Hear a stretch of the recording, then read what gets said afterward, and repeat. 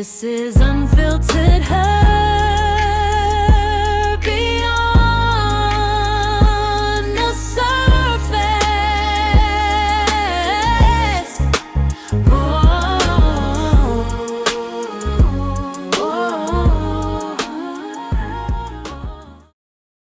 Hey sis. Hello. How are you? I'm fine. Yeah? Yes. You good? Yes. How's your journey here? Good? It was good. Actually, the journey here was fine actually. I just had a long day, but the journey was good. Okay. Your story. Do you know what? I think it was on Instagram I saw your story first. Yeah. I think it was the first time a friend of mine, one of my aunties actually, told me about you, and then I went on your page and I think I saw the memorial. You and the kids had gone to this place with a memorial and you looked at something really different, and I remember the kids were just sitting on the sofa and we're just kind of going around and looking, and I just thought, this woman has a lot of strength. And I just thought, wow. And then I went a little bit more into the story and your story shook me. Let's talk about the day before. Okay. Like, what was the day before? Let's talk about the day before. What happened? Okay, so the day before we did. Okay, let me start with the day before. Actually, the day Before we talk about the day before, let's talk about your life before. What was Steve? Yeah. You called him something else. What was his name? Stars? Is it Spotlight? Spotlight. Yeah, Spotlight Steve. That's his the word. That's his business name, Steve Spotlight. Steve Spotlight, okay. Yeah. All right. Steve, my Steve. So how was my life like with Steve? So Steve and I met in a uni. Okay. Very bubbly personality. He's someone that is very, very charming, likes to play around. He's never serious about anything, and he's very colorful as well, but he's definitely Mr. Nice Guy. We met at uni, dated, and then got married. But it was, my marriage to Steve was beautiful. And I guess it was beautiful not because we didn't have normal couple issues, but it was beautiful because we were friends before we got married, and then we liked the same things. We laughed at different. We were very playful people. We like to have a lot of fun at home.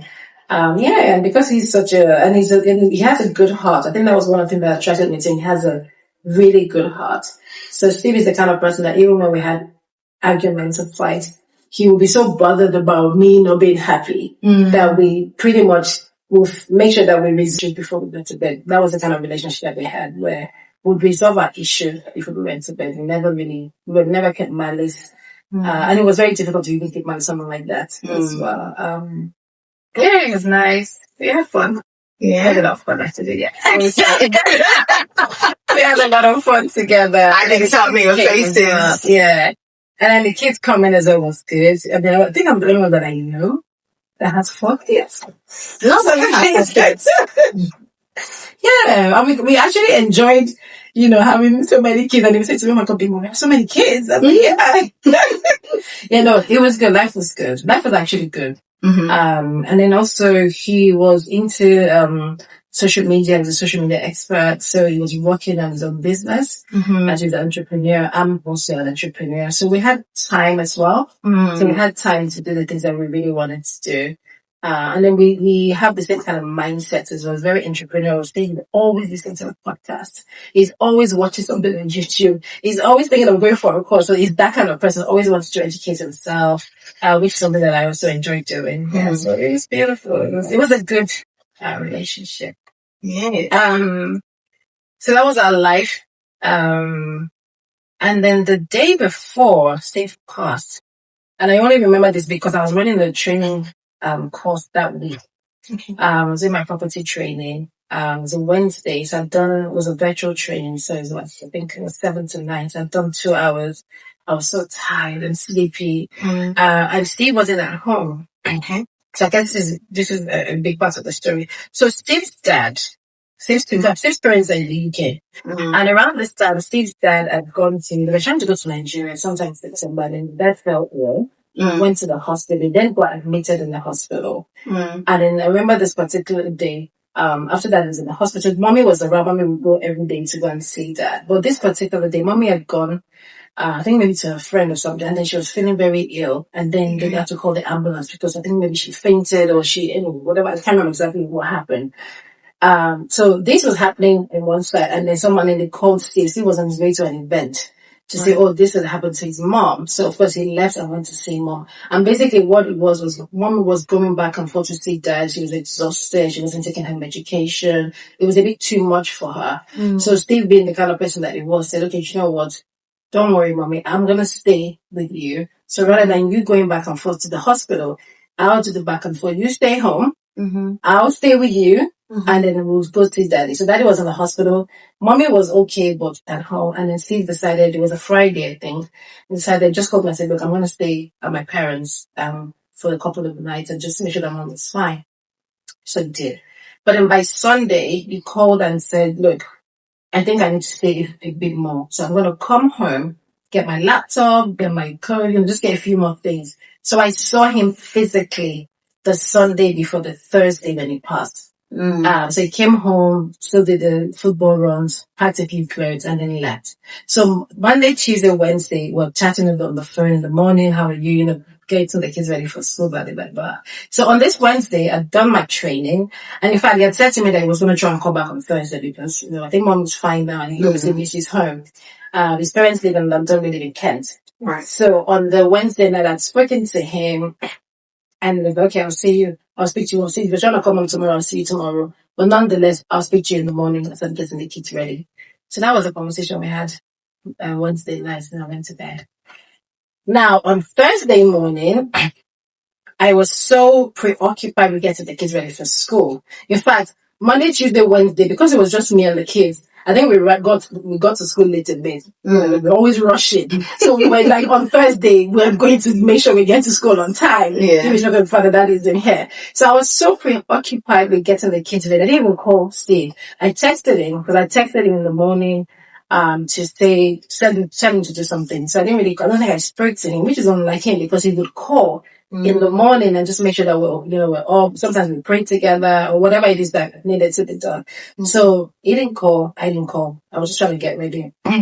So I got the kids to school on time. So I'm really proud of myself. Yeah. And because I got there on time, and then I had a few things I was doing that morning. So I got the kids, I dropped the kids, and I had my whole morning to myself. Okay, you know what? I'm actually going to be productive today. So I literally went to, called him, I think. It didn't pick up. So I went to the store. I was setting up a property because I'm getting a property. So the task that they were to set up this property. I went to Asda, bought beddings, bought this. I was feeling very productive. And then I went to see my builder because my builder was going away the next day. So I thought, let me go and do a handover and make sure that, so I went to see my builder. I even went to see a friend of mine. All of this in the morning, and I'm like, Steve hasn't called me both. But at this point, I'm like, okay, when he calls me here, I'm going to tell him for not keeping in touch with me the entire morning. But I just remembered that morning because it was a very productive morning for me. I'd literally done so much. And then I remember at some point I was on the call in the store, my phone rang with one of his aunties, and she called to say, oh, hi, are you expecting to see? But I thought that I thought she called me because remember, dad was in the hospital. Yeah. And Steve had been saying to me anyway that all these aunties keep calling, checking, trying to find out what's the scope. So in my mind, I'm like, oh, they probably called to try to find out about dad. They can't get hold of Steve. So they've called me. I didn't think anything of that phone call. Not knowing that in hindsight, that call was to check if I was aware of what had happened. But anyway, so I got off that call and then just carried on my day. And then I remember that I said, I thought to myself, well, I need to go and see dad at the hospital. It was a Thursday, so I planned to go see daddy on a Friday. But I was not thinking, maybe I should just go on a Thursday and, So again, I'm thinking, so I called his dad in the hospital to say, oh, daddy, how are you? How's your day? We spoke and got off the phone. Not knowing that something that happened. So apparently Steve had passed in the night. But anyway, so this is me going about my day, feeling very productive. And I think around midday, I was in the store. I was in B&Q with my handyman. We were buying some stuff. And then my phone rang. This time it was Steve's mom called. or I'd missed the call from her. So I was calling her back. So now at this point, I'm thinking, okay, I've been trying to get hold of Steve. I'm not speaking to the dude. Anyway, I'm carrying on with my day. I'm just waiting for him to call me so I can tell him off. But I know I missed a call from Mom, but I know that he's fine because I've spoken to him. So when I called the phone back, one of his uncles picked up. So when he picked, he said to me, I said, hi, is Mommy there? He said, hold on. And then he said to me, oh, where are you? This is uncle, which is a weird question because number one, why is uncle asking me where I'm? If anything, I'm where I am. If anything, I'm like, where is my own husband? Yeah. So when he said that, in that moment, I felt that was a weird question, but it didn't click. Then I said to him, I said, oh, is Mommy okay? Because Mommy's phone called me, but there's no Mommy on the other side of the phone. Then he says, oh, Mommy's fine. And because I knew that Daddy was fine, I spoke to Dad. Then my next question was, oh, by the way, where's Steve? Is Steve there? And then he said, no, and then he said, where are you? And then he said, he just fumbled. He said something I couldn't really put it together. I think he dropped the phone. So I was not confused. But for some weird reason, in that split second, I just knew something was wrong. Nobody told me anything was wrong. I couldn't have imagined that anything was wrong. All I knew was up until that moment, I hadn't spoken to my husband, but Mommy apparently is fine. Daddy that is in the hospital is fine, but I've not spoken to Steve. And then the next day they're asking me, where are you? And then I remember that one of my friends who had been given a few weeks before, she was telling us about how she found out how her parents died. And one of our uncles called and he asked the question, where are you? So I just remember that where are you question. I'm like, it's all right. And while I'm still trying to, this is all in the split second, when I'm trying to think, what's going on, my phone rang. And it was this cousin that is based in America. And then I said, oh, hi. I called his name. Hi, what's up? And he goes, where are you? Hey, at this point, I'm like, hey, what is going on? And I said, what do you mean? And then he dropped the phone. So now I knew something was wrong. And then I just said to the handyman that was next to me, I said, something's wrong with my husband. So I then now called my brother-in-law in America. Because now at this point, like, something is weird. So I called my brother-in-law. And when he picked up, I said, hi, hello. His voice was that. And when he picked up, he said, where are you? I said, so I said, please, what's going on? Like, why is everybody asking me where I am? What's going on? He just was, no. I then said to him, is everything, I think I said, is everything okay with Steve? Or did I say, is Steve dead? Like, I don't even know where that came from. I just literally went from 0 to, is Steve dead? Or something ridiculous like that. He just burst into tears. And then that's when I knew that something was really right. So I said, okay, what's going on? Please tell me, because all these where are you questions is not going to do me any good. What's going on? He just said, well, he doesn't really know, but Steve is not responding. That's the word he used. Steve is not responding, but he doesn't know what's going on.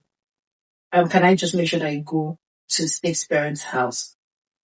So when I heard Steve is not responding, again in my mind I thought, well, Steve, maybe he went out, maybe he had a car accident.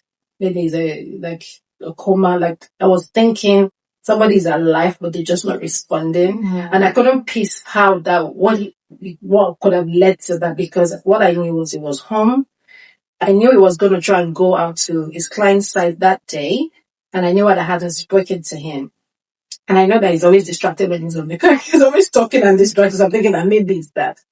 Anyway, I got up the phone. I told the handyman, I said, something's wrong with my husband.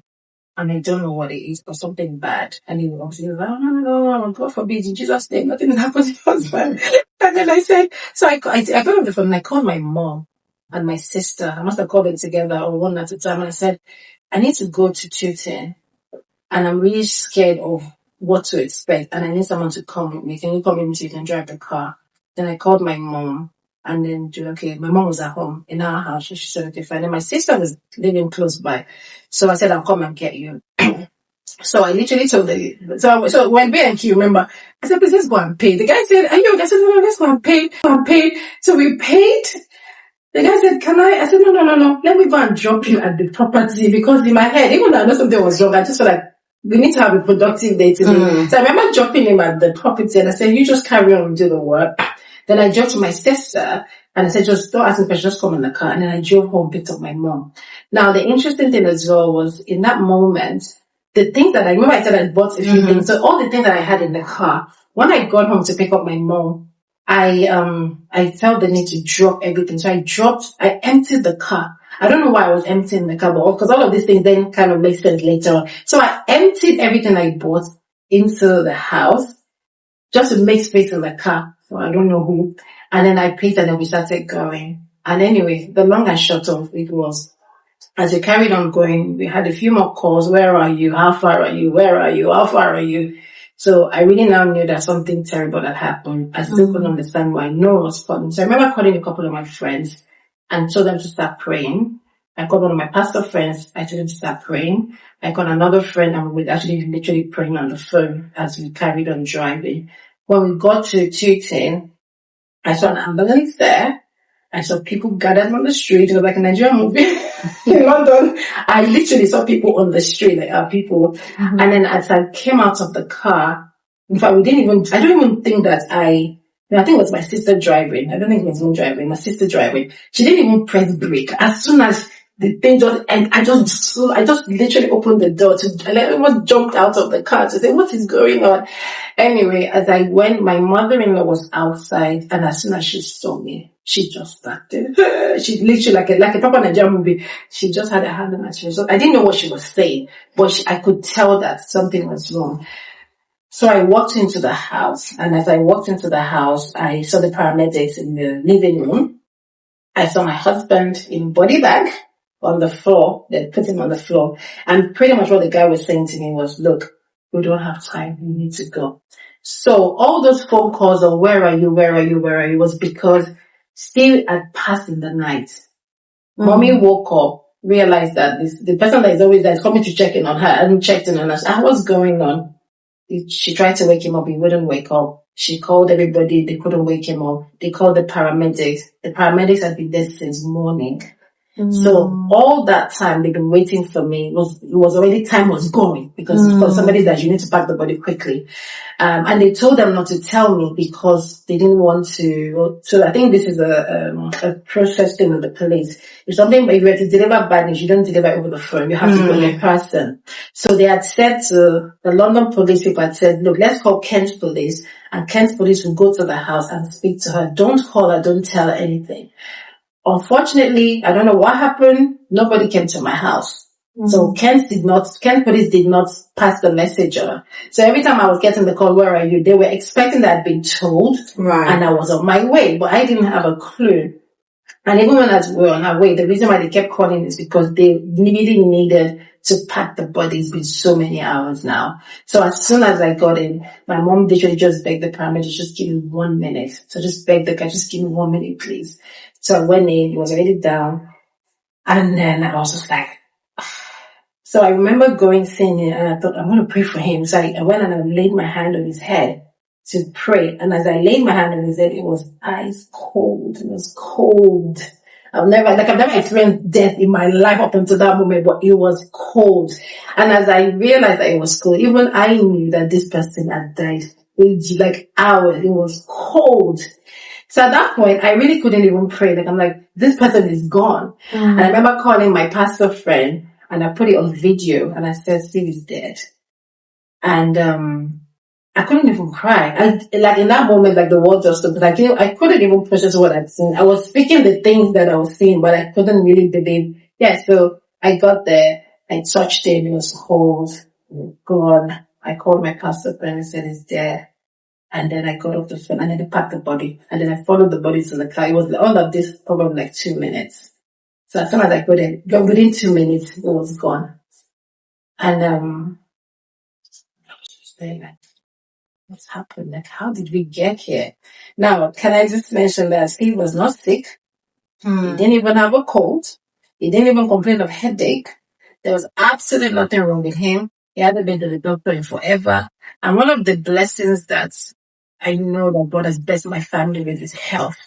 We don't fall ill at home. Nobody. The only time I've been to the hospital is when I've gone to have my babies. The only other time I've been to hospital is just recently when my daughter had tonsillitis or had a tonsil. We don't, like, God, that was our blessing. You've got good health. have good health. So how you go from good health, no issue, no sickness, no warning, no nothing, and both dead. It was just a mystery. Yes, that was it. That was how I found out that my sis Wow. last year died like a saint. It's in bed, I didn't wake up. That was it. Yeah. That was I mean, it's such a, obviously now, I guess, from a place of healing, even though you're sharing some smiles, I can see in your eyes, like, I can still see in your eyes that there's that pain. Mhm. Because here you are, you're shocked. Mm-hmm. And then you still have the children that you've been having such a victorious morning, getting to school on time. Mm-hmm. So the children are probably on a high. Like, yes, mom got us to school on time. You know, maybe even we're gonna show up with daddy, because I know my kids, that's how they are. They're like, yeah, we're gonna tell daddy we got him. How did you go from now I've literally walked into the ambulance and said goodbye.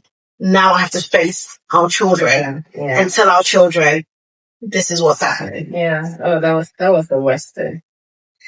Janet Party, because that always gets me. So, on our way from Kent to London, so when we said come, it was already, now it's probably about 1-2. So I thought to myself, oh my God, somebody needs to pick the kids from school. So I remember calling one of my friends from school to say, oh, can you pick up my kids from school? Thankfully, it's someone that we share school around with. So can you pick them up?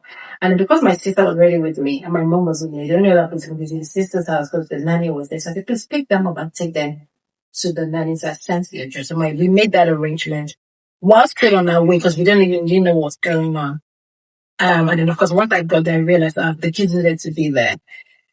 But the funny thing was, so again, once I was on my way, I'd called a couple of my friends. So by the time I got there, literally within an hour, in fact, some of my friends were already there because this thing had happened hours before. So I was almost the last person to know that Steve passed. So some of my friends were already there, the ones that were called. So anyway, there's some more friends came. But anyway, for the first few hours, I was just there, friends coming in, mommy crying her eyes out, me just in a daze, not knowing what to do, what's happened. And then at some point, it just hit me. And I'm like, oh my God, my kids have a phone. That's what I read. I just remembered my first boy has a telephone. And you know how bad news travels so fast. And on social media, even it wasn't on social media, but the mere fact that I realized that he had a phone, I then realized that, oh my God, I need to let the kids know. Then the other thing is, as of the time when I'd gotten the news, it was already in social media. It was almost like either it came up before I knew, I just was privy to that, or maybe they were just waiting for me to get there and they just blew the news. So again, because Steve is someone in entertainment and he's friends with the likes of Tony Edwards, and Tony Edwards has a huge following. He had already posted the death. So by the time I found out that night that this thing was on social media, people were calling, I was just like, I need to get to my children. I just had that moment of, I need to get to my kids. So that was the next thing to do. Let's rush home and because I didn't want to, of course, I had to break the news to them. And I didn't want I didn't want them to know. And of course, when you start taking their phone, then I didn't want them to be suspicious. I just wanted to get that. So that was the next huge thing that I needed to get out of London and get home to my kids.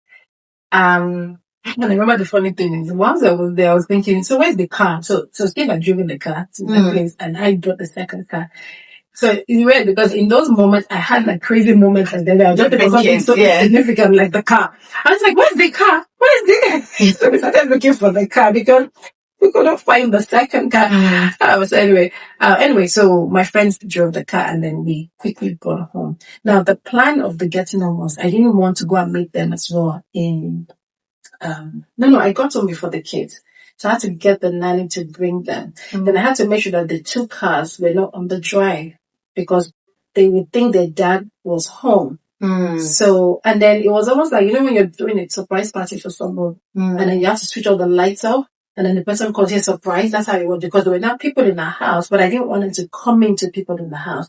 So when they were almost there, we had to make sure that the cars were not there for them, nothing to indicate that daddy was back, nothing for them to start with, no lights. So as soon as they walked through the door, the way my house is, once you come in through the hallway, you have the stairs that lead upstairs, and you have the living room and all the other rooms coming out of there. I literally just met them at the entrance. I said, come to my room. I just grabbed all 4 of them straight to my bedroom. Because I just didn't want, and even then they were like, what's going on, mommy? Because it's not the normal thing that we do. So I just grabbed them to our bedroom, shut the door. And at this point, they're like, mommy, what's going on? Where's Daddy? Is Daddy back? I said, no, Daddy's not back. It's grandma. No, in fact, because of the way we were acting, I was acting. They were like, oh, is granddad okay? Because I knew that grandma was in the hospital. I said, no, granddad is fine. What about grandma? I said, oh, grandma is fine. I said, where's Daddy then? The horses, I just busted it. Daddy's not coming back. They're like, huh? I said, Daddy is not coming. Daddy's dead. Daddy's not coming back. Oh my God. It's the biggest scream that I've heard in my entire life. My kids just screamed. It was so loud. And I was looking at them as I broke their heart with this news and couldn't do anything about their reaction.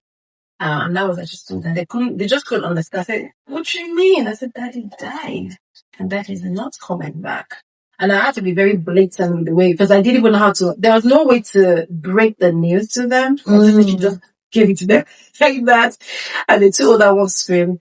The 2 younger ones were looking at the 2 older ones and thinking, and then they started crying, even though they probably didn't understand what I was saying. They just and then all 4 of them were crying. And then I saw all the other people in the house came into the room just to kind of console us. And that was how I broke the news to my kids. Wow. That was the worst thing. That's the worst thing I've ever done. That's the most painful moment of my life is just telling the kids that their dad was gone. No explanation, nothing. James, like, it was just nothing. Yeah, and that was really bad. That was really sad. That's still very sad, actually. And I think the way it was very, still very sad, because I really feel for them. And my youngest was just 4 at the time. Yeah, just 4. But I know, obviously, I guess you kind of gone over this story, because I know you podcast as well. You kind of gone over this story over and over again. But it almost sounds like you were just walking through. Like, you didn't feel it. Like, it didn't sit in right then and then. Am I wrong? No, it didn't. Even now, sometimes I'm still in shock. It's funny, today I was looking at, someone, every once in a while, go back to his Instagram page. So I went back to his Instagram page just today, and I was just going through Steve's, page, and I was just looking at him. Every time I look, I'll just shake my head. Like, is this something actually for you? Like, I still can't believe it.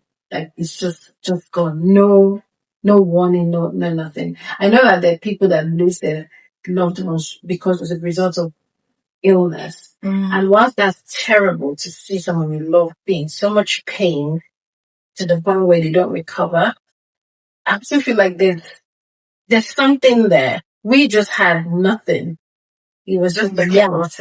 Yeah, it was just yanked out of our hand. We had nothing. I don't think anyone is a good one anyway, to be honest. I think both was bad. They both was bad, but I just feel like there was just different way. We just had no warning at all. So I'm still in shock. Yeah, so of course, the first few months, I was just moving. I was just going. I was laughing a lot. Yeah, I think like that was one of my ways to cope. That's still my way of coping with things. I laugh. You laugh? Yeah, laugh. I just laugh. I mean, we've had a few laughs here. Yeah, I laugh. So yeah, it was just like I was, because I just felt like I couldn't break down because if I break down, what's going to happen to the kids? I feel like I had to protect the emotions. I had to try and just make sure that they were fine. So yeah, and I still do that today. I'm trying. I mean, I do break down in front of them occasionally, but it's not something that I do often. Yeah, I don't even do it often. I do it by myself. Not I go and cry.